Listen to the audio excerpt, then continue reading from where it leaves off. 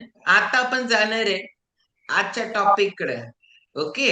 उद्याला पहिला एक्सपिरियन्स तुमचाच असेल. ओके. आता आपण जाऊ. आजचा टॉपिक आहे मॅनेजमेंट. तुम्ही तर म्हणता हेल्थ मॅनेजमेंट तर आपण करायलाच लागलोय.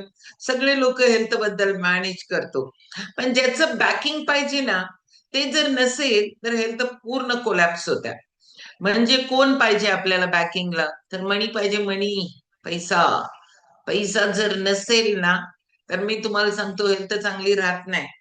कारण लोक म्हणतात टेन्शन घेऊ नका, टेन्शन घेऊ नका. ते येतंय कसं हेच माहिती नाही. आर्थिक स्तर खालावत चालला तर आपली हेल्थ पण खालावते. आर्थिक स्तर चांगला व्हायला लागला तर तुम्ही केला तरच हेल्थ इम्प्रूव्ह होते. आणि आपण आता जाणून घेणार आहोत मनी मॅनेजमेंट, आणि अशा व्यक्तीकडनं जाणून घेणार आहोत. एकदा शाबासकी घ्या सगळेजण. कारण का, सीए कडे सगळेजण जातात का? नाही. ज्याच्याकडे पैसा आहे तोच जातो. पण आपल्याकडे असो अगर नसो, आपल्याला भारी पैकी सीएचा 20 मिनिटं तरी भारी भेटणार आहेत आपल्याला. त्यामुळे जाऊ आता आपण.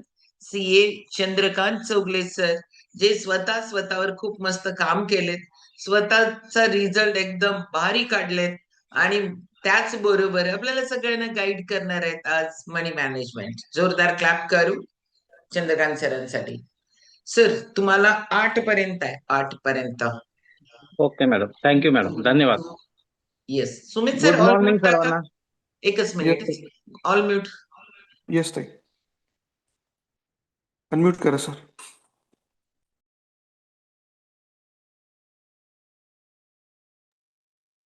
अनम्यूट करा सर. वेल्थ मॅनेजमेंट संदर्भात मला जे गुड मॉर्निंग सर्वांना, गुड मॉर्निंग. मला इथं वेल्थ मॅनेजमेंट बद्दल टॉपिक दिला आणि बोलण्याची संधी दिली, त्याबद्दल मी शतायुषीचा आभारी आहे. खरं म्हणायला तर हेल्थ इज वेल्थ आपण म्हणतो, पण तसं वागतो का? मला असं वाटतंय की जे शतायुषीला जॉईन झालेले आहेत ते वागतात असं म्हणायला काही हरकत नाही आहे. कारण ते हेल्थ सुधारण्यासाठी इथं आलेले आहेत. पण हे जरी खरं असलं तर काही जरी झालं तर सतत मॅडम सांगत असतात बघा, पैसा हा पाहिजेच. किती जरी आपण म्हटलो तरी पैसा लागतोच. मग तो पैसा येतून कुठं? आपल्याला जर पैसा नसेल तर आपल्याला ताणतणाव निर्माण होतो. आणि पैशाचा ताण हा सगळ्यात जास्त असतो किंवा तीव्र असतो. कारण का? तर पैशाचं नाटक करायला येत नाही म्हणतात बघा. सगळी नाटकं करता येतात, पण पैशाचं नाटक करता येत नाही. मग पैसा आपल्याला मिळवायला लागतो. कसा मिळवायचा असतो? आणि पैसा खर्च करायला लागतो. तो कसा खर्च करायचा असतो? याचं मॅनेजमेंट केलं तर म्हणजे फायनान्शियल मॅनेजमेंट असं म्हटलं जातं. शेवटी पैसा हा आपण मिळवत असताना आपल्याला एक मर्यादा असतात. आपण काम करून पैसा मिळवणं जे आहे ना, आता नोकरी करत असतील किंवा आणखीन काय सर्व्हिसेस प्रोव्हाईड करत असतील, त्यांना लिमिटेशन्स आहेत. स्वतः काम करून आपलं कुटुंब चालू शकतं, आपलं उदरनिर्वाह चालू शकतो. पण आपल्याला एक्स्ट्रा जर पैसा मिळवायचा असेल, तर आपल्याला त्याच्यासाठी पैशातनंच पैसा निर्माण करावा लागतो, तरच तो मिळतो, नाहीतर मिळत नाही. तर तो कसा करायचा? शेवटी बघा जीवनामध्ये आपल्याला 2 गोष्टी आहेत. एक गरजा पूर्ण कराव्या लागतातच. त्यासाठी पैसा लागतोच. त्यानंतर गरजा पूर्ण झाल्या की आपल्या अपेक्षा निर्माण होतात. आणि अपेक्षांना मर्यादा नसतात. गरजा मर्यादित असतात. मग जोपर्यंत आपलं उत्पन्न जे आहे ना, ते गरजा पुरण्यापुरतं असलं, तरी आपण समाधानी आणि सुखी राहू शकतो का?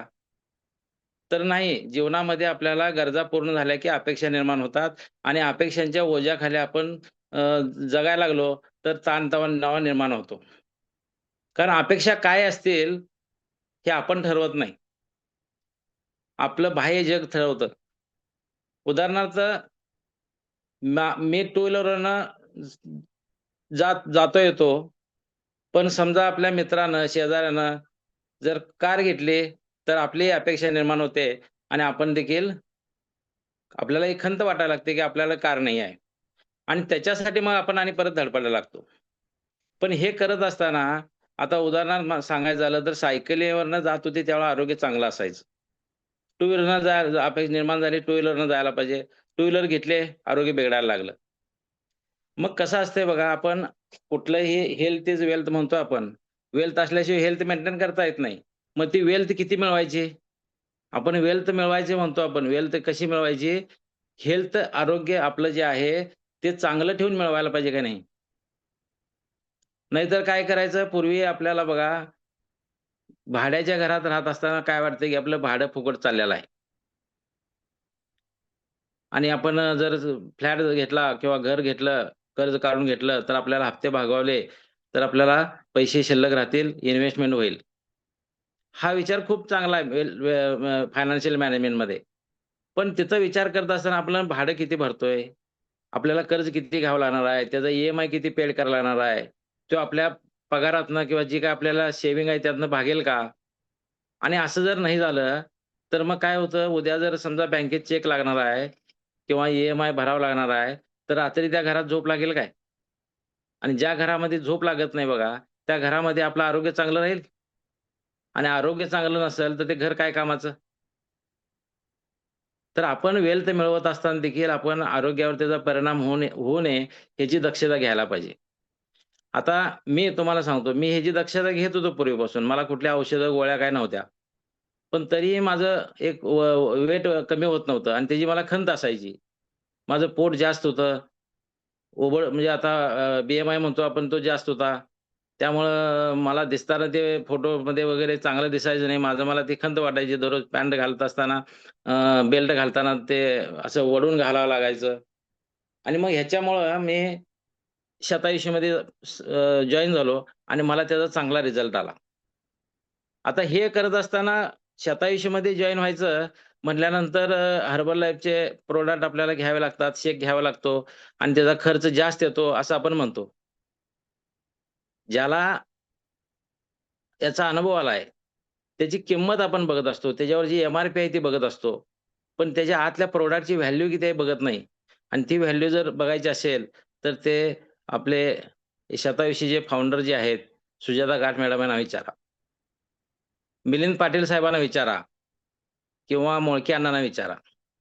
ज्यांची औषधं बंद झालेली आहेत आणि ते आता ती औषधं बंद झाल्यामुळे आनंदी आहेत त्यांना विचारा. आपण काय करतो, की खर्च करत असताना त्याची कॉस्ट बघतो, त्याची व्हॅल्यू बघत नाही. आणि म्हणून आपल्याला ते असं वाटतंय, की आपल्याला परवडत नाही किंवा खर्चिक आहे. आपण कसं मिळवायचं, उत्पन्न कसं मिळवायचं, पैसा कसा मिळवायचा, हे शिकण्यापेक्षा आपण तो खर्च कसा करायचा, हे आपण अगोदर शिकायला पाहिजे आणि तिथंच खरी गल्लत होते. आणि मग आपण पैसा मिळवायच्या पाठीमागे जातो. आपल्या आरोग्याकडे लक्ष देत नाही, वेळेवर जेवत नाही आणि मग आरोग्य बिघडवून घेतो आणि मिळवलेला पैसा परत त्यालाच खर्च घालतो आणि तो पुरला तर ठीक आहे, नाही पुरला तर परत आणि आपल्याला कर्ज काढावं लागतं. त्याचा ताणतणाव निर्माण होतो आणि त्या भीतीपोटी परत आपलं आरोग्य बिघडू शकतं. मग आपण हेल्थ मॅनेजमेंट करत असताना वेल्थ मॅनेजमेंट देखील तेवढीच महत्त्वाची आहे लक्षात घ्या. आपण मिळवलेला पैसा आपल्याला सुख द्यायला लागला की नाही, आरोग्य द्यायला लागला की नाही, आपल्या कुटुंबातले लोकं समाधानी आहेत का नाही, हे बघायला पाहिजे का नको? नाहीतर मग आता मला सांगा घरातली एखादी कर्ती व्यक्ती जर आजारी पडली तर घरातले सुखी राहतील का? आनंद राहतील काय? त्यांना ती चिंता असेल आणि त्या चिंतेपोटी परत त्यांचंही आरोग्य बिघडू शकतं. आणखीन खर्च वाढू शकतो. म्हणून आपण मिळवत असताना पैसा काय करायला पाहिजे, की तो गरजा पूर्ण करण्यासाठी वापरला पाहिजे पहिल्यांदा आणि लगेच अपेक्षांच्याकडे वळायचं नाही. आपल्या गरजा पूर्ण झाल्यानंतर जो पैसा शिल्लक राहतोय, तो आपण थोडी इन्व्हेस्टमेंट करायला पाहिजे, गुंतवणूक करायला पाहिजे. भविष्यामध्ये आपल्याला काही आपत्कालीन परिस्थिती निर्माण होऊ शकतात. नोकरी जाऊ शकते, धंद्यामध्ये मंदी येऊ शकते. मग अशा वेळेला आपल्याला जो काही ताणतणाव निर्माण होईल, तो कमी करण्यासाठी आपल्याला भविष्याची काही व्यवस्था करून ठेवायला पाहिजे. त्यासाठी तो पैसा जो काही आपण गरजा पूर्ण झाल्यानंतर शिल्लक राहतोय, तो लगेच आपण चैनीसाठी किंवा काही सुख-सुविधासाठी न वापरता, आपण जसं चाललंय तसंच आपण थोडंसं कष्ट करत, काबाड कष्ट करत, आपण तो पैसा साठवून ठेवला पाहिजे. आता तो पैसा गुंतवणूक केलेला साठवून ठेवल्यानंतर काय होईल, की त्या पैशाला काम लागेल. एकतर त्यावर बँकेत ठेवलं तर व्याज मिळेल किंवा म्युच्युअल फंड शेअर्समध्ये किंवा एस-आयमध्ये गुंतवलं तर आपल्याला थोडं इन्कम जास्त मिळेल त्याच्यापेक्षाही.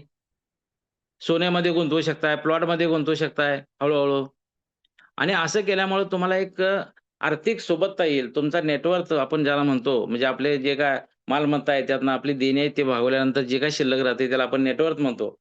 तो तुमचा वाढत गेला, तर त्याचं किती समाधान असतंय बघा आणि ते समाधान परत तुमचं आरोग्य सुधारू शकतंय. आपण गरजा म्हणतो, आपल्या 3 गरजा आहेत मुख्य: अन्न, वस्त्र, निवारा. आपण अन्नावर आपण खर्च करताना हा विचार करायला पाहिजे, की आपल्याला त्याचा उपयोग आहे का? आपल्या आरोग्यासाठी त्याचा उपयोग आहे काय? कोण कुठेतरी आपण बाहेरचं काहीतरी खातो, ते आपल्याला त्यामध्ये त्याची गरज वाटते आपल्याला, खावंसं वाटतं. पण त्याच खर्चामध्ये तुम्ही जर घरामध्ये बनवला, तर ते सगळे घर कुटुंब खाऊ शकतं.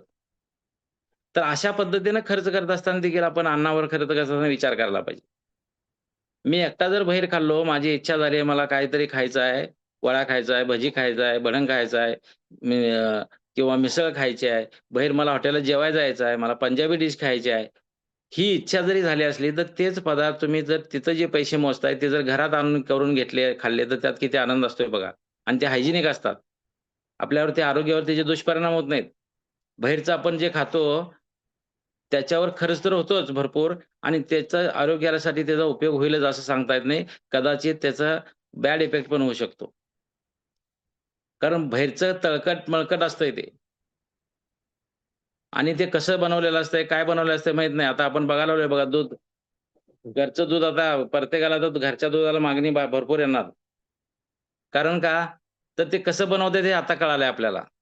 तसं मग आपण अन्नावर खर्च करत असताना देखील ह्या पद्धतीने करायला पाहिजे. आपल्या आरोग्यावर त्याचा परिणाम काय होणार आहे याचा विचार करायला पाहिजे. पैसे जातात, पण त्याची कॉस्ट बेनिफिट एनालिसिस आपण करायला पाहिजे लक्षात घ्या.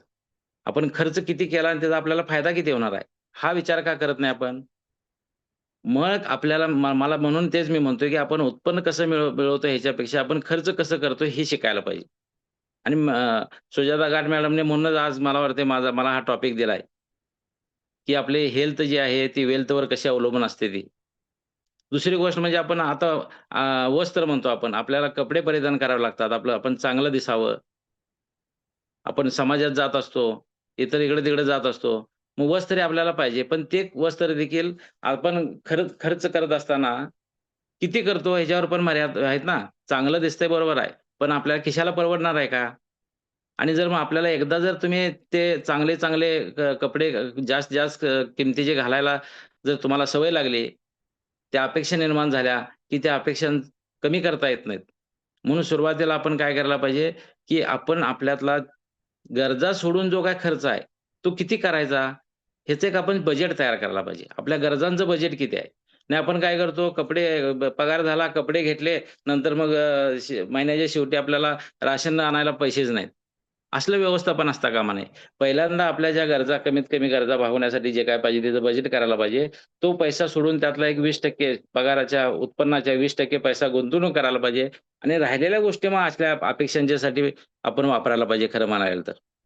तेही करायला पाहिजेत, नाही असं म्हणत नाही मी. आपण चांगलं दिसायला पाहिजे. आपला जो पोशाख आहे तो आपण जे काम करतो, आपले जे स्टेटस आहे, त्याप्रमाणे पण आपण तो मेंटेन करायला पाहिजे. पण हे कधी तुमच्या गरजा पूर्ण झाल्यानंतर आणि आपण असं करायला पाहिजे, की आपल्यातले उत्पन्नातले एक 20% बचत ही गरजेमध्येच धरली पाहिजे. म्हणजे काय होईल, की आपल्या गरजा अधिक ते 20% मग राहिलेली रक्कम तुम्ही अपेक्षांच्या पूर्ततेसाठी वापरा. मग तुम्हाला त्यातनं आनंदही मिळेल, दुःख होणार नाही. भविष्यामध्ये आपल्याला अडचणी निर्माण होणार नाहीत आणि मग आरोग्यावर त्याचा परिणाम 100% होणार नाही. तर अशा पद्धतीनं आपण जर पैसा कसा खर्च करायचा, हा जर ठरवला, तर मग आपल्याला त्याचा आनंदही मिळेल, आरोग्य चांगलं राहील. नाहीतर काय होतंय मग आपण काय करतो माहिती आहे का, अपेक्षा वाढवून ठेवतो आणि त्या अपेक्षा पूर्ण करण्यासाठी मग काम भरपूर करायचं.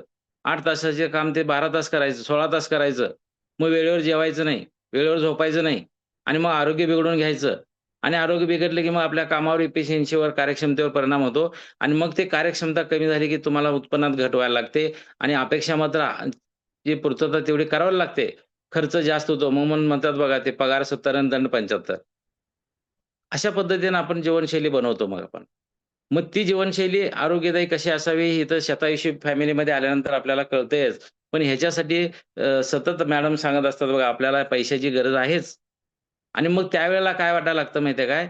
मग कितीही पैसे द्यायला लागू द्यात मग शतायुषी फॅमिलीला जॉइन व्हावं. पण ही वेळ येऊ नये ह्याच्यासाठी आपण हेल्थ मिळवत असताना म्हणजे आपल्याला वेल्थच्या पाठीमागे लागत असताना हेल्थ मेंटेन करणं गरजेचं आहे. मग ह्या दोन्ही गोष्टी या हेल्थ असू दे किंवा वेल्थ असू दे, नाण्याच्या 2 बाजू आहेत लक्षात घ्या. एकमेकावर त्या पूरक आहेत. एकमेकाला पूरक आहेत. तुम्हाला चांगली वेल्थ मिळाली, तुम्ही आनंदी राहताय, हेल्थ पण चांगली मिळते. तुमची हेल्थ चांगली असेल, कार्यक्षमता वाढते, परत उत्पन्न वाढतं. पण हे जे पॉझिटिव्ह सकारात्मक विचार केला तर आहे. स्टेप बाय स्टेप तुम्ही त्यात गेला तर आहे. पण ते जर तुम्ही रिव्हर्स यायला लागला, तर मग त्या दोन्ही गोष्टी रिव्हर्स यायला लागतात. कारण तुमचा आर्थिक ताण आरोग्यावर परिणाम करतो. आरोग्याचा परिणाम उत्पन्नावर परिणाम करतो आणि परत आणि मग ते व्हिशियस सर्कल असं निगेटिव्ह व्हायला लागतं आणि घरदार सगळं आजारी होतं. मग ते आर्थिक आजार असू दे किंवा आरोग्याचा आजार असू दे.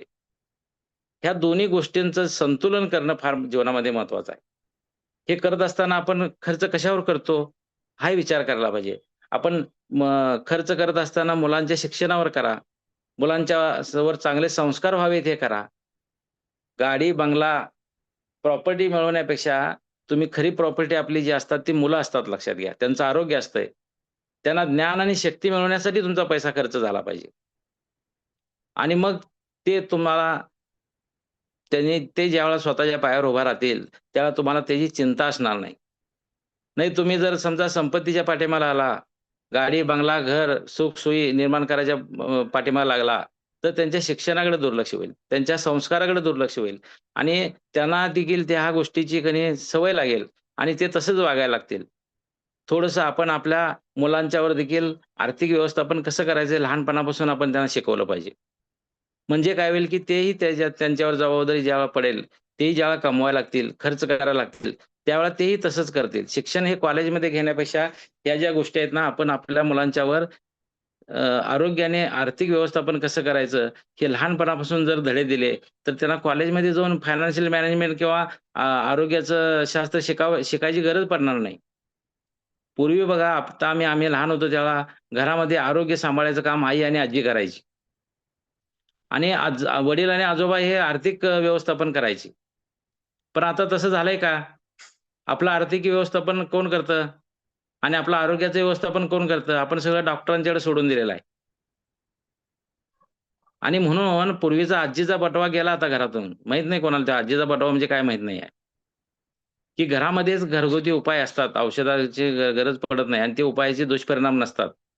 आता आपण जे औषधं खातो त्याचे दुष्परिणाम आहेत. आपण आणि शतायुषीमध्ये बरेच आता आपल्याला टॉपिक असतात किंवा डॉक्टर्स आहेत, सुजाता घाट मॅडम आहेत, शेटे सर आहेत त्यांच्या यांचं मार्गदर्शनातून आपल्याला माहीत होत असतं, कळत असतंय.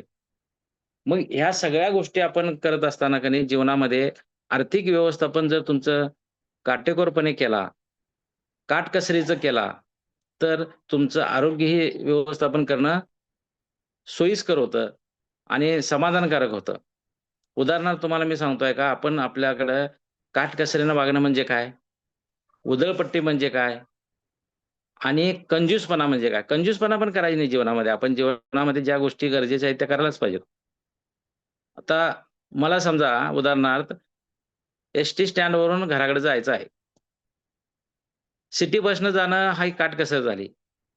रिक्षानं किंवा टॅक्सीनं जाणं ही उधळपट्टी झाली आणि चालत जाणं ही कंजूसपणा झाला. मग आपण काय करायला पाहिजे? काटकसर करून जीवन जगलं पाहिजे. आपल्याला जे उत्पन्न मिळतंय त्यातनं काटकसरीतून जीवन जगत असताना जे काही पैसे शिल्लक राहतील ती बचत करायची, त्याची गुंतवणूक करायची, त्यातून आणि पैसा मिळवायचा आणि तो पैसा मिळेल त्यातनं आणि परत तुम्ही 20% गुंतवणूक करत गेला, तर तुमच्याकडं सगळ्या गोष्टी एकदम अशा समाधानकारक असतील. आर्थिक सुबत्ता निर्माण होईल. आर्थिक सुबत्ता म्हणजे काय कोट्यवधी रुपये पाहिजेत असं नाही आहे. तुमच्या वर्षाची जी काही गरजा आहेत, तेवढा तुमच्याकडे लिक्विड फंड असला पाहिजे. किमान. उद्या काही होऊ शकतं, दुष्काळ पडू शकतो, नोकरी जाऊ शकते. त्यानंतर आपत्कालीन परिस्थिती निर्माण होऊ शकते काहीतरी, आजार निर्माण होऊ शकतात. एखादा ॲक्सिडेंट होऊ शकतो आणि याच्यासाठी आपली काहीतरी व्यवस्था पाहिजे आणि हे किती आहे ते तुमच्या वर्षाचं जेवढं बजेट आहे, तेवढं तुमच्याकडे पैसा शिल्लक पाहिजे. हा पहिल्या दिवशी होणार नाही. आपण ज्यावेळेला व्यवसाय चालू करतो किंवा नोकरी करायला लागतो, त्यावेळेला पहिल्या दिवशी होणार नाही. पण हळू ते करत जायला पाहिजे. आणि जर तुमच्याकडं आर्थिक व्यवस्थापन चांगलं असेल, तर आरोग्याचं व्यवस्थापन चांगलं करू शकताय तुम्ही आणि ते करत असाल, तर तुमच्या घरामध्ये जे काही सुख, समाधान, आनंद आहे, ते तुम्हाला कुठेही मिळणार नाही.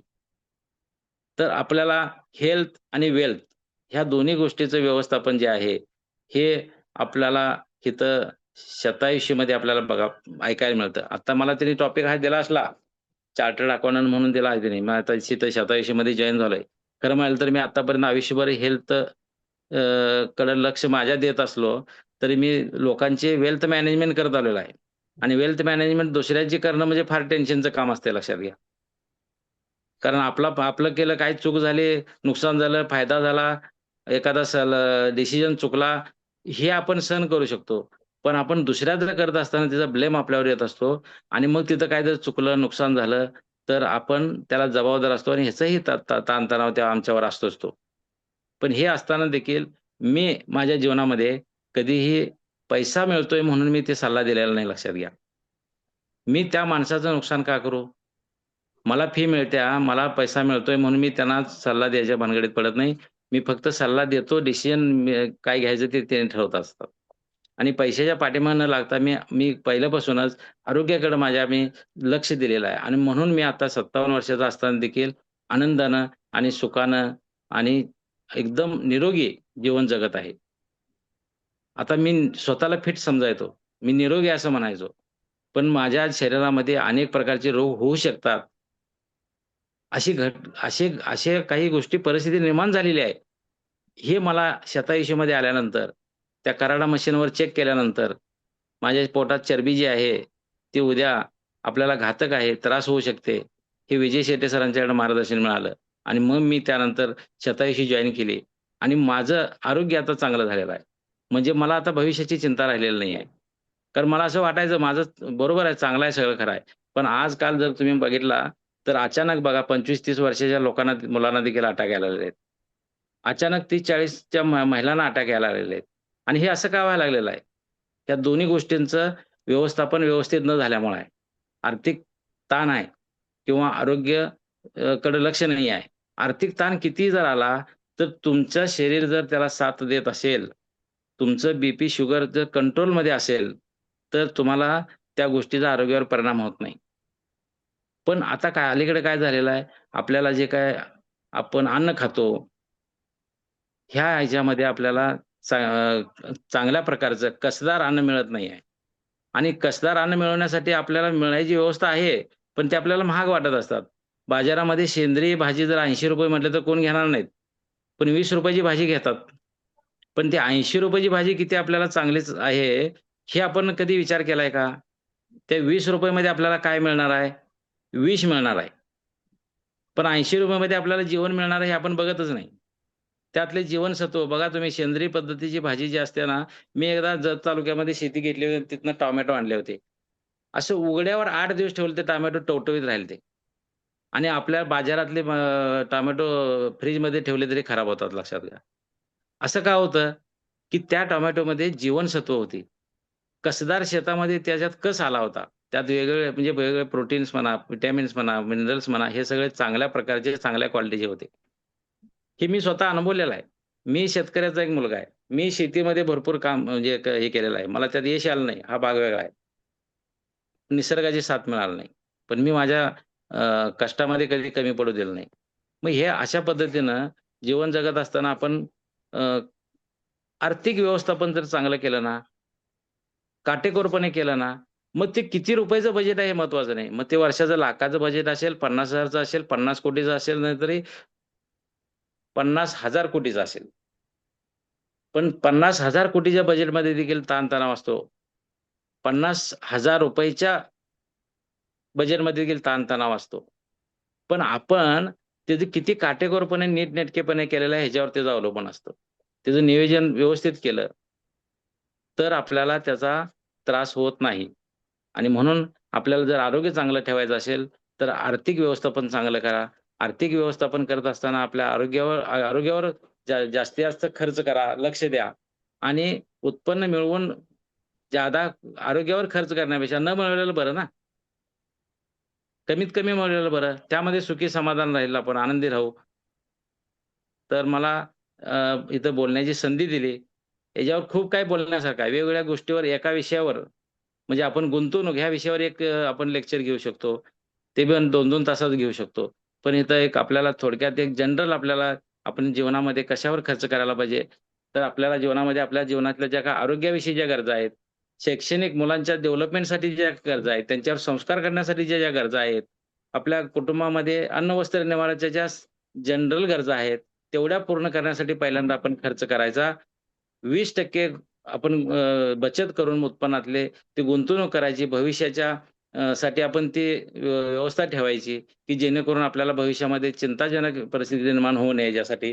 तर मग ते उत्पन्न कितीचं आहे ह्याला महत्त्व नाही. तो नोकर आहे का बिझनेसमन आहे का प्रोफेशनल आहे का शेतकरी आहे हे महत्त्वाचं नाहीये. तर आपलं उत्पन्न, आपलं जेवण, त्याचा खर्च, कोणतीही गोष्ट खर्च करत असताना हे आपल्या गरजेचं आहे का? ते आपल्याला फायद्याचं आहे का? किती खर्च करलो आणि ते आपल्याला फायदा किती होणार आहे? ह्याला दुसरा पर्याय आहे का? म्हणजे आपण बघा बाहेर आपण काहीतरी खातो त्यापेक्षा घरात बनवणं हा दुसरा पर्याय आहे ना. असा आपण जीवनामध्ये विचार केला पाहिजे आणि त्या निर्णय घेतला पाहिजे. तर आपलं आरोग्याचे चांगलं राहील आणि आर्थिक व्यवस्थापनही चांगलं होईल आणि जीवन आनंददायी बनेल. धन्यवाद. चलो जोरदार क्लॅप करू आपण चंद्रकांत सरांसाठी. चंद्रकांत सर, तुम्हाला नेक्स्ट टॉपिक पुढचा बुधवार.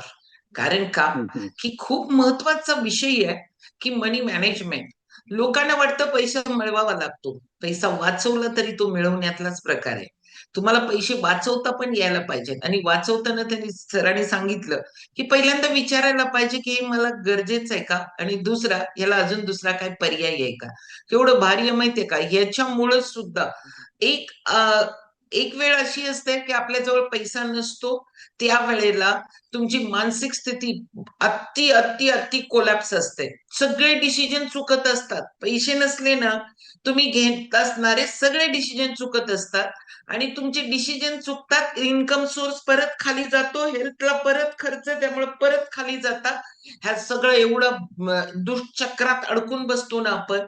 पण आपण पैसा अट्रॅक्ट करायला पाहिजे. तुम्हाला स्वतःला आपण पैसे असण्यासारखं फील करायला पाहिजे. फीलिंग वेगळं आणि त्याच्यासाठी मी दाखवणं वेगळं. स्वतःला फील करायला पाहिजे मी आरोग्यवान आहे कारण मी पैसेवान आहे. ह्या सगळ्या गोष्टी जसं तुम्ही फील कराल तसं तुम्ही घडता. पण आपलं आत्ताचं काम आहे. पैसा मिळवू शकतो, हो मिळवू शकतो. आता जे काम करताय त्याच्यामध्ये अजून थोडंसं करू शकता. अजून थोडंसं करू शकता, त्याच्यातलं स्मार्टली डिसिजन अजून घेऊ शकता. पण स्वतःला आत्ताच सरेंडर करायचं नाही, मी गरीब आहे, अजिबात नाही. कारण का की मी करायचंय तर माझे थोडेसे प्रयत्न युनिव्हर्सकडे मागा, तुम्हाला काय पाहिजे ते भगवान देतो. पण स्वतःच्या हेल्थवर मात्र आपण अनुभवतो सगळ्यात स्वस्त काही आहे ते आत. सगळ्यात स्वस्त काही आहे आत घातला तर मग सगळ्यात मस्त कसं होता येईल. त्यामुळे पहिला हेल्थ, आपले सगळे पुरुषार्थ साध्य करायला धर्म, अर्थ, काम आणि मोक्ष, शरीर